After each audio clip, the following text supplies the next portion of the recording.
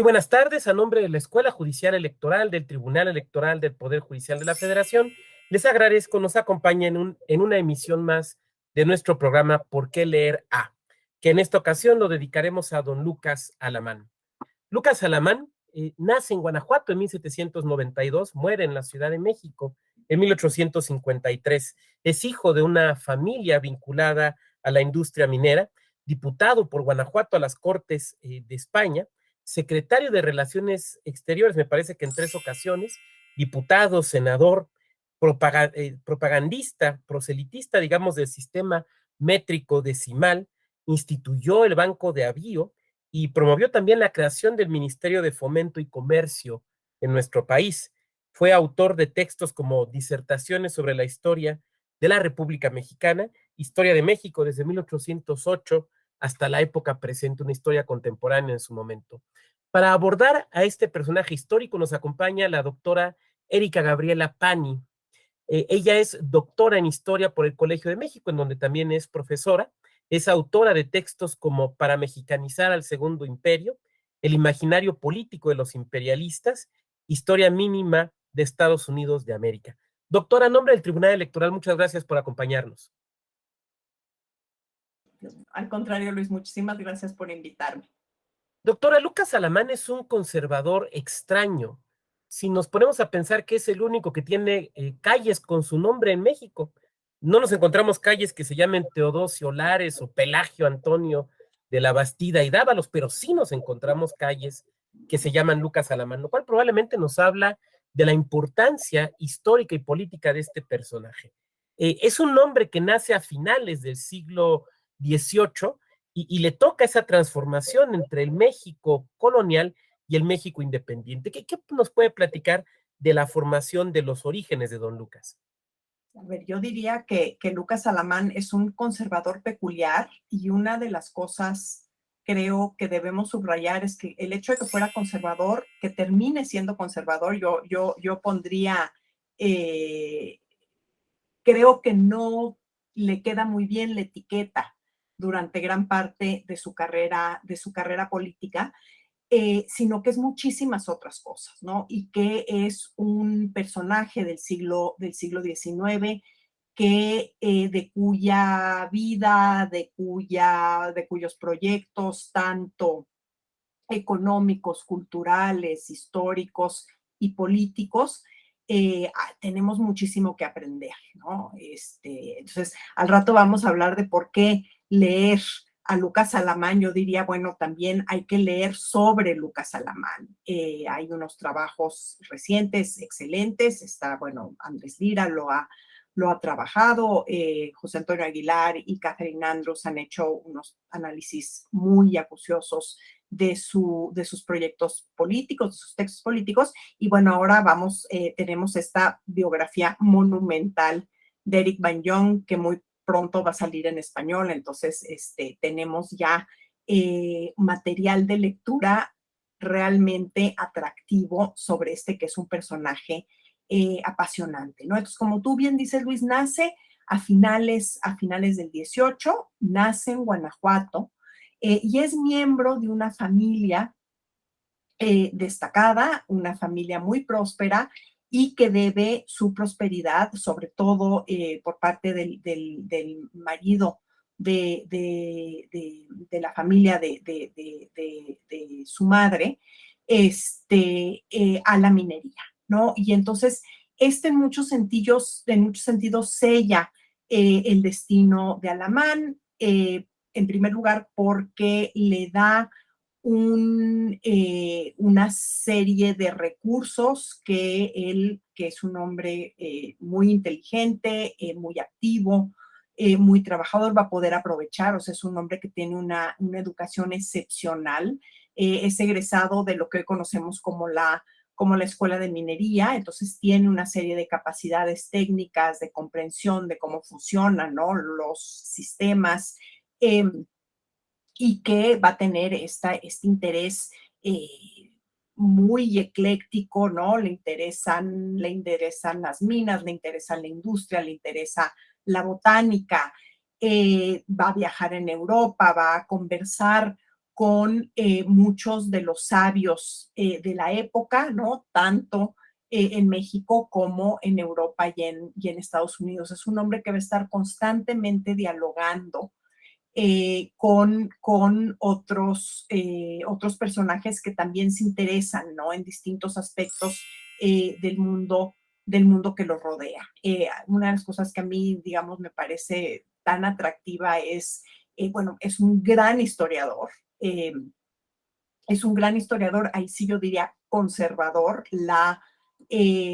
su historia de México, que es su obra yo diría cumbre, que es una historia del pasado reciente, ¿no? Es una historia, como es el de los movimientos que prepararon su independencia, una historia que va de 1808 a finales de los 1840. Eh,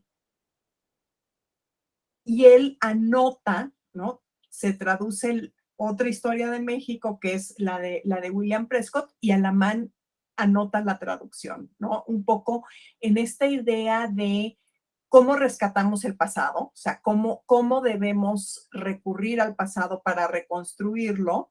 Y entonces ahí, ¿no? Hay toda una parte de que la importancia de los documentos, etcétera. Sí es una historia muy, digamos, en la que lleva agua a su molino, en donde ve al país en peligro de descender en una anarquía, de que se lo trague el vecino, etcétera, pero con este rigor en el oficio que se ve muy claramente en estas anotaciones que hace a una historia que considera, claro, escribió este señor que no conoce, que no entiende, que tiene un prejuicio antihispano y antimexicano. Entonces, en ese sentido, creo que Lucas Alamán es excepcional en que obviamente es un político, los historiadores de la época son políticos, o sea, hay que recordar que hay que esperar a la segunda mitad del 19 y realmente a la década de los 70s, 80s para tener estas visiones generales, ¿no? De México, en donde desde el prehispánico se supone que es esta, ¿no? Comunidad nacional que va desarrollándose a través de los siglos, como dice el título de la archipopular historia que coordina Vicente Riva Palacio. Entonces, estos historiadores de la primera mitad del 19 están haciendo la historia de lo que les tocó vivir, ¿no? De que sienten, ¿no? Han vivido en este mundo en crisis, de una historia casi estrictamente política del pasado reciente, pero para explicar su presente, ¿no? Entonces, todos son políticos y todos lo hacen un poco, diríamos, con jiribilla política, pero sí vemos en el caso de Alamán, por un lado yo diría este rigor y por otro esta disposición a cierto diálogo. He leído un par de cosas sobre el joven Alamán, que no sé si sean ciertas, pero pueden ser ilustrativas de lo que comentabas. En primer lugar, que algo que le marca es que él está presente, digamos, él ve pues la toma de Guanajuato y lo que sucede en la Alhóndiga de Granaditas, que fue, digamos, pues una situación seguramente muy traumante para alguien, pues casi muy joven, pues como era él, ¿no? Esta situación de la toma de la ciudad, de la toma del lugar donde están resguardadas las familias españolas y que no acaba bien para ellas. Y la otra cosa que he escuchado es que cuando él viaja a España, creo que es su segundo viaje a Europa, ya como representante, como diputado a las Cortes, él en realidad era un liberal moderado, digamos para los estándares de la época, ¿no? este, ¿Serán ciertas estas cuestiones realmente lo que le toca ver respecto de la independencia de México, sobre todo en este contexto de, bueno, lo que tú nos comentas que estudia acerca de las minas y de la economía de nuestro país y lo que la independencia, como cualquier revolución de su naturaleza, trastoca la economía? Estos tres elementos de alguna manera son ciertos, lo marcan, nos habla de cómo se fue construyendo la personalidad y las ideas de Don Lucas. No, yo creo que sin duda lo marcan. Alamán pertenece a una generación que todavía vive, tiene conciencia de esos últimos años de la colonia y de la experiencia, digamos, de la guerra. La guerra de independencia es en muchos sentidos una guerra civil que enfrenta americanos con americanos. Eh, Alamán está en el Bajío, que es este espacio que se incendia a partir de 1810, en donde la rebelión del padre Hidalgo, pues sí, digamos, pone en evidencia una serie de fracturas, una serie de conflictos muy profundos que afectaban a la sociedad colonial y que rompen en muchos sentidos relaciones de amistad, ¿no? De conexiones, de colaboración. Y está esta otra imagen muy vívida eh, de un Alamán que describe a los tres, ¿no? Al intendente, al, al cura de Dolores y al que iba a ser nombrado, después hay todo ahí una revoltura con su investidura, pero al obispo electo, el que iba a ser el obispo electo de Michoacán. Y cómo son tres hombres ilustrados, tres hombres inteligentes que están conversando, que tienen ideas, digamos, relativamente coincidentes de cómo hay que construir un mundo mejor, cómo no hay que transformar a la sociedad colonial, etcétera, y que van a terminar siendo prácticamente uno víctima del otro, ¿no? El intendente de la rebelión, va a ser el obispo electo el que va a decretar la excomunión de Hidalgo. Entonces, este sentimiento creo que ya no tienen, quiero pensar, esta segunda generación de liberales, ¿no? Los hombres como Juárez, como Zarco, como Altamirano, que son un poco más jóvenes, en el caso de Juárez de 1806, pero los demás son más o menos de los 20 y los 30, esta sensación de mundo quebrado, de mundo, eh, una serie de certidumbres que desaparecen, se desdibujan, ¿no? En el caso de Alamán, además de la familia de Alamán, que se va a volver progresivamente más pobre, ¿no? Alamán no va a poder vivir, Alamán trabaja toda su vida porque no puede disfrutar, digamos, de la vida de un señorito joven, ¿no? De una familia acomodada, como hubiera podido hacerlo durante el virreinato, durante las posteriores del virreinato. Entonces yo creo que sí, no sé si hablar de trauma, que ¿no? Tiene como esas connotaciones psicológicas de diagnóstico, etcétera, pero sin duda un hombre que miraba con cierta nostalgia. O sea, Alamán tiene bastante claro que la sociedad virreinal tenía una serie de fortalezas y de virtudes y que las ha perdido, ¿no? Entre ellas, por ejemplo, nos puede llamar la atención eh, la importancia para el prestigio de una persona y de una familia de lograr en el espacio público, dejando fundaciones, dinero, establecimientos educativos, etcétera, etcétera, ¿no? Él ve en estos primeros años de la independencia un poco casi lo contrario, ¿no? Este individualismo no tiene ese compromiso un poco con el legado futuro, ¿no? Que les interese el aquí y ahora, que están, ¿no? Enamorados del momento, el discurso, en algunos momentos los llamará demagogos, etcétera, pero no en, bueno, ¿y qué va a quedar mañana de todo esto? Alamán, me parece, durante buena parte de su vida, se mueve, digamos, en varios escenarios al mismo tiempo. Por un lado, en el político, por un lado, en el intelectual, pero también creo recordar que era, no sé si el apoderado, el representante o el administrador de los bienes de los descendientes de Hernán Cortés en México. De hecho, creo que por ahí hay algunas cartas que escribe. Pero hablando en este momento del Alamán político, de un hombre que se mueve en la política económica, pero mucho en relaciones exteriores, pero que es visto en algunos momentos como la eminencia gris de Santa Ana hacia el final de su vida, y que entiendo negocia también con los Estados Unidos en algún momento las lindes, la frontera entre México y Estados Unidos. ¿Qué podemos hablar de ese Alamán político? A ver, sí, sí, yo creo que dices muy bien, Luis, que es un hombre que se dedica a muchas cosas. No solo es el administrador de los bienes de los herederos de Cortés, entonces el duque de Terranova y Monteleone, que es este aristócrata italiano con el que se cartea mucho y que es un hombre bastante limitado, preocupado sobre todo de sacar hasta el último centavo posible.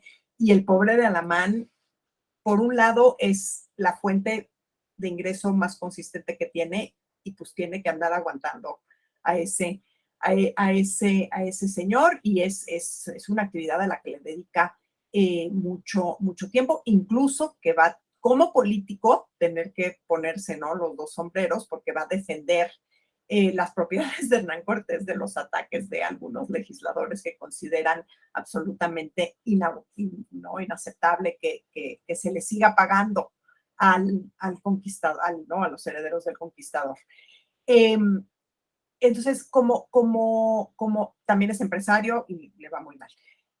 Como político, yo diría, yo subrayaría más que su papel como secretario de Relaciones Exteriores, que sí lo es varias veces, es que es secretario de Relaciones Interiores y Exteriores, que es es como funciona. O sea, no hay secretaría de Gobernación, sino hasta mediados del siglo XIX. Y es un hombre en ese sentido fascinante. Y yo creo que es una de las cosas en este momento en el que vivimos, que no es el primero, no será el último, pero de gran polarización, que parece que las visiones políticas que tenemos son incompatibles las unas con las otras, etcétera. Eh, Él es el encargado de llevar la relación con los estados durante gran parte de los meses en que se está construyendo la federación entre 1823 y 1824. Alamán no le gusta esto de la autonomía estatal porque le parece que es un desorden, le parece que es hay un desperdicio de recursos que se desperdigan, que hay que lidiar con estos personajes que son unos políticos. Entonces, el asunto del hacer por el poder, que puede hacer que los hombres hagan cosas no particularmente razonables. Y sin embargo, la manera en que Alamán negocia con Luis Quintanar de Jalisco, con Prisciliano Sánchez de Cali, o sea, hay una disposición, siento, eh, partiendo de que no están de acuerdo, pues vamos a ver en qué llegamos a un acuerdo. Y en ese sentido me parece que su labor política, muy poco, ahora ya tenemos a Bañón, pero creo que en otros momentos de la historia de México, o sea, se hablaba poco de ella. Sí es realmente muy interesante, muy propositiva. Luego este momento en 1830, donde ya les parece que hay que tomar otra serie de medidas más tajantes, etcétera, entre las cuales está en 1830 el prohibir la migración de colonos angloamericanos a Texas, ¿no? Viendo que esa esperanza que tenían los políticos mexicanos con la independencia de que México se iba a volver imán de unos colonos, ¿no?, industriosos, inteligentes, que iban a llegar con capital cultural y económico, y iban a transformar el desierto en un vergel. Pues eso, el único lugar donde tiene éxito es en Texas, ¿no? Con los resultados finales que conocemos. Y eso Alamán sí lo ve y dice, a ver, algo tenemos que hacer para detener esta deriva de esta provincia en una postura que es cada vez menos fácil de integrar al resto de la República, ¿no? O sea, en el caso de la esclavitud, pero también una autonomía que claramente ve como exagerada. Eh, es un político que va en muchos sentidos de decepción en decepción. Y creo que eso explica, por un lado, una gran creatividad en los 40. O sea, creo que las propuestas que hace, ¿no? A través de un periódico monárquico que financia no era embajada en ese momento, pero la legación española, en donde imaginan unas reglas del juego para las elecciones distintas y un Congreso donde los diputados no representan a la población de su circunscripción, sino que representan clases económicas, ¿no? Eh, digo, era una cosa loca. De hecho, no había los registros catastrales, los censos económicos, ¿no? Hay que pensar en este estado mexicano en donde todo está por construir, o sea, no hay censo, no hay catastro, no hay esos instrumentos que permiten al Estado leer a la sociedad y luego pues, poner impuestos, controlar el territorio, etcétera, ¿no?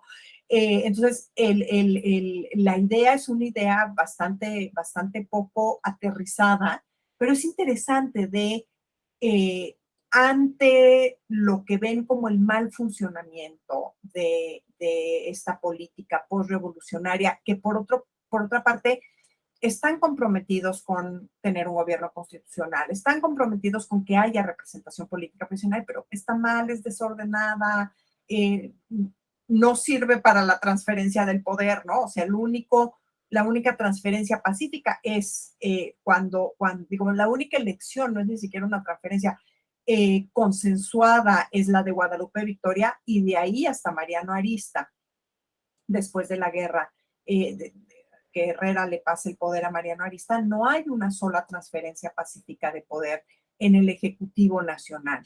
Entonces, las elecciones sí, pero no así porque son un desastre, representación política sí, pero no así porque es pura demagogia. Entonces, en ese sentido, yo siento que Alamán es bastante creativo y que también es una cosa que valdría la pena volver a revisar.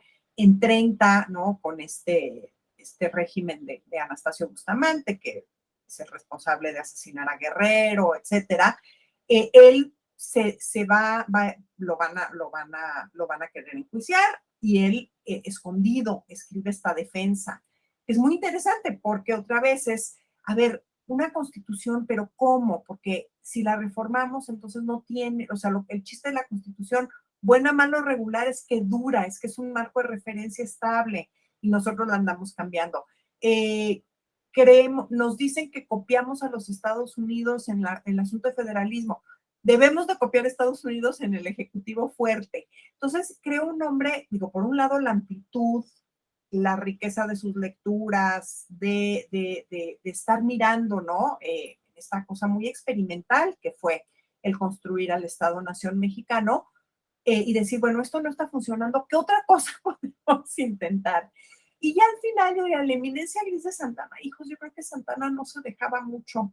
Eh, Carmen Vázquez tiene una cita muy linda en el trabajo que hace sobre la dictadura, que creo es ya una política de la desesperación. O sea, en 48 crean un partido conservador, ahí tienen un momento, ¿no? Partido Conservador, un periódico que se llama El Universal, que se dedica a decir cosas horribles del sistema liberal, no tanto por disfuncional, sino por irracional, ¿no?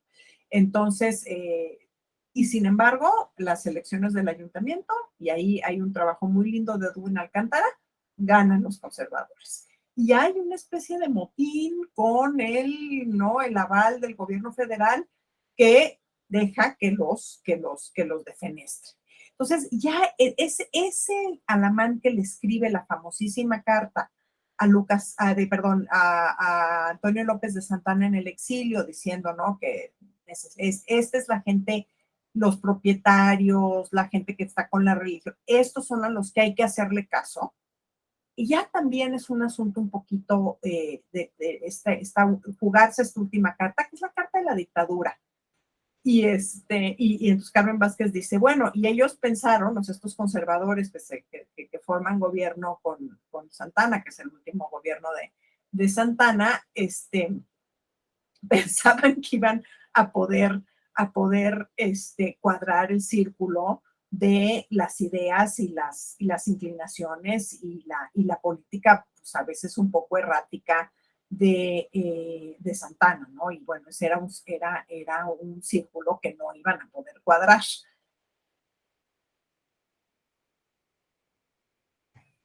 Estoy seguro, sé que utilizar categorías actuales respecto de sucesos y personajes pasados siempre es riesgoso, pero creo que es una pregunta que, aceptando esto, puede ser válida. Eh, ¿Alamán qué es? ¿Es un político metido a intelectual o un intelectual metido a político? Un poco, estoy pensando en Jovellanos o en nuestros Reyes Heroles, o es más bien un tecnócrata. Esa es una muy buena pregunta. Yo creo que creo que bien dices, ¿no? ¿Qué tanto funciona para el siglo XIX la categoría intelectual? Eh, Definitivamente no es alguien que viva de sus ideas, eh, pero tiene muchas y las escribe.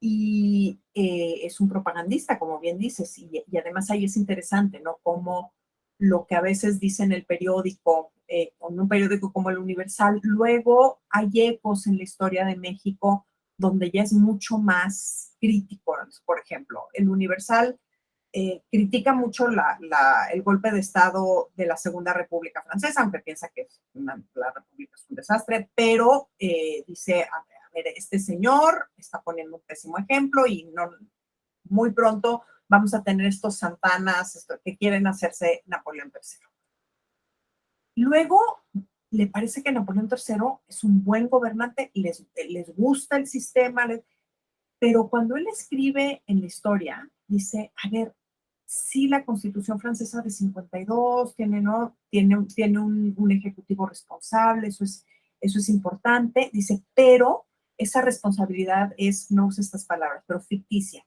Lo que necesitan los franceses es un juicio de residencia como el que le hacían ¿no? Para que sea, o sea, si hace las cosas mal, se le va a sancionar. Entonces, como quizás la amenaza de la sanción lo va a obligar a actuar de manera más responsable.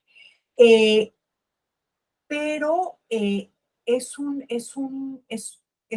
empresario, que además todo el tiempo está un poco persiguiendo la chuleta porque pues, tiene que mantener a su familia. Eh, y es un político que sí, que también participa en la lucha por el poder, a veces, ¿no? De manera que puede no encantarnos. En el asesinato está por ahí, ¿no? Cuando se decide la ejecución de Guerrero, ahí parece que es más bien un pecado de omisión que de comisión, pero también cuando fusilan a Iturbide, no queda muy claro el papel de Alamán, ¿no? Entonces, un político que, ¿no? A veces las manos sucias, a veces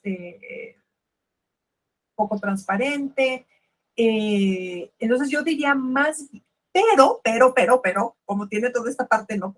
El Banco de Avío es la creación de un tecnócrata, es una gente que sabe, es una gente que dice, bueno, tenemos que financiar la industrialización, hay que crear una manera de obtener estos recursos, entonces vamos a vincular, o sea, si es la industrialización a través de la empresa textil, entonces vamos a poner impuestos sobre las importaciones y exportaciones de algodón.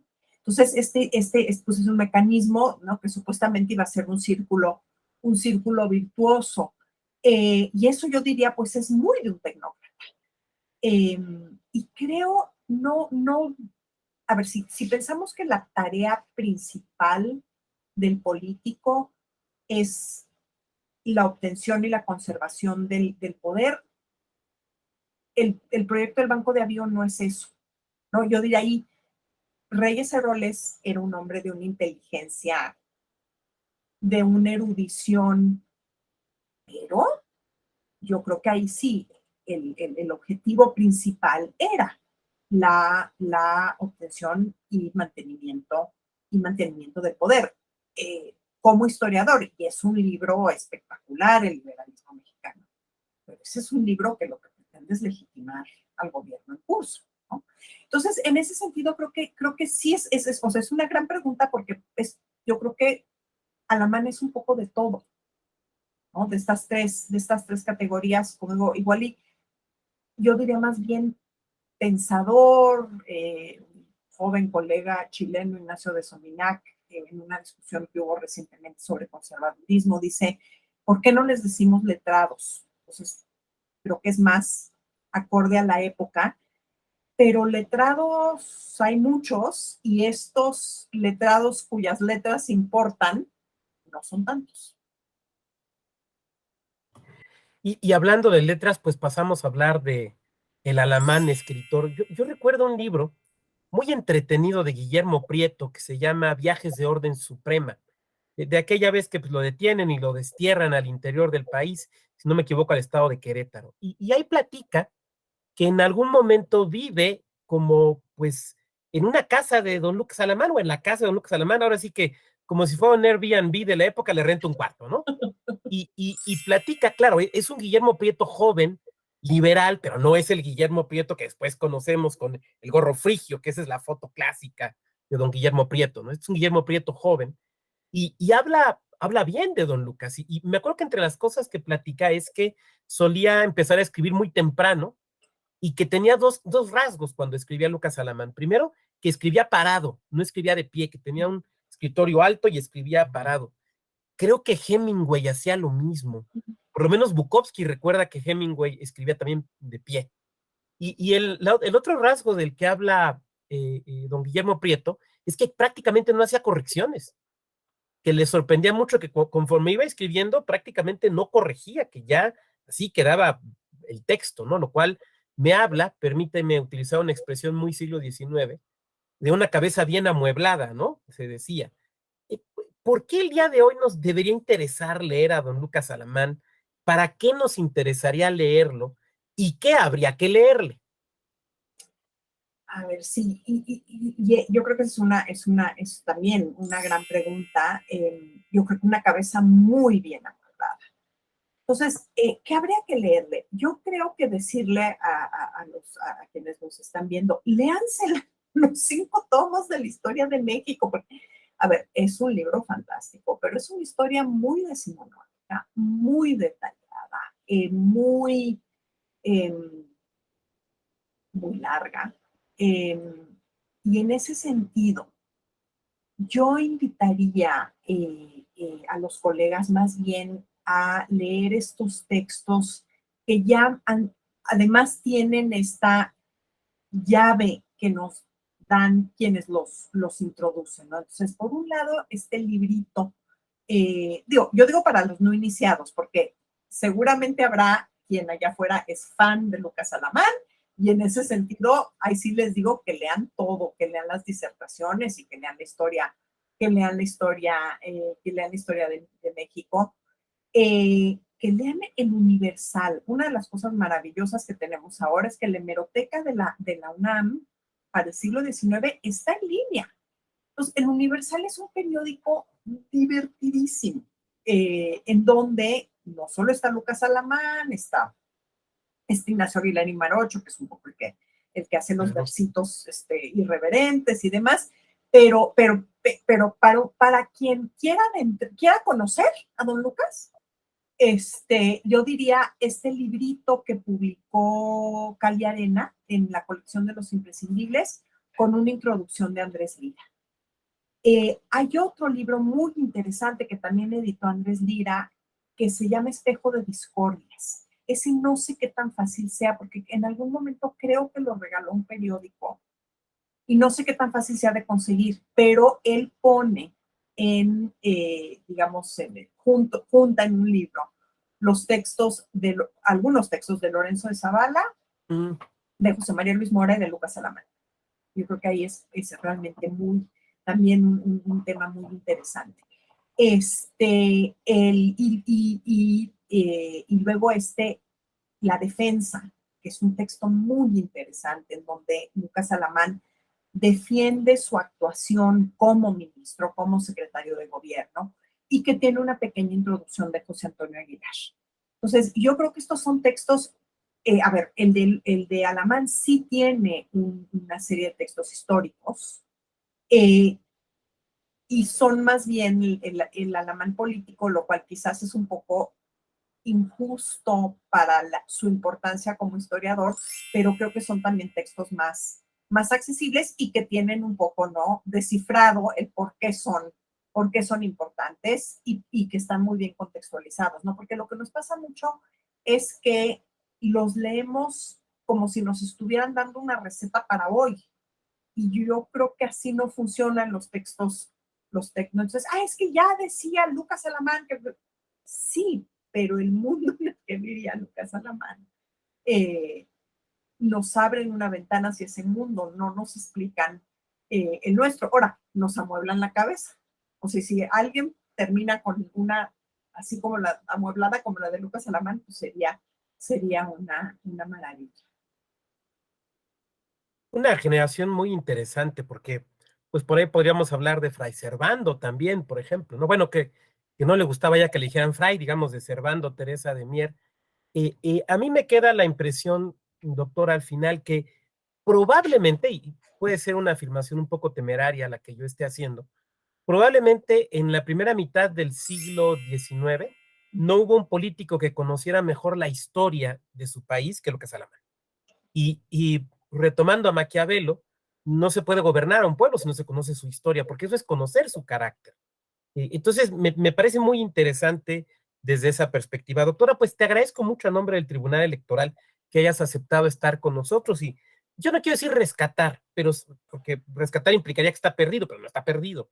Pero hablar de la importancia de este Alamán creador de instituciones, de este Alamán historiador, de este Alamán político, en suma de este Alamán mexicano, que me parece siempre es interesante tenerlo presente. Doctora, pues te agradezco mucho tu gentileza y desde luego pues a nuestro público agradecerle la presencia en esta nueva emisión de Por qué leer en esta ocasión, insisto, dedicada a don Lucas Alamán y les invitamos a que nos acompañen en siguientes emisiones. Muchas gracias y muy buena tarde. Muchas gracias, Luis.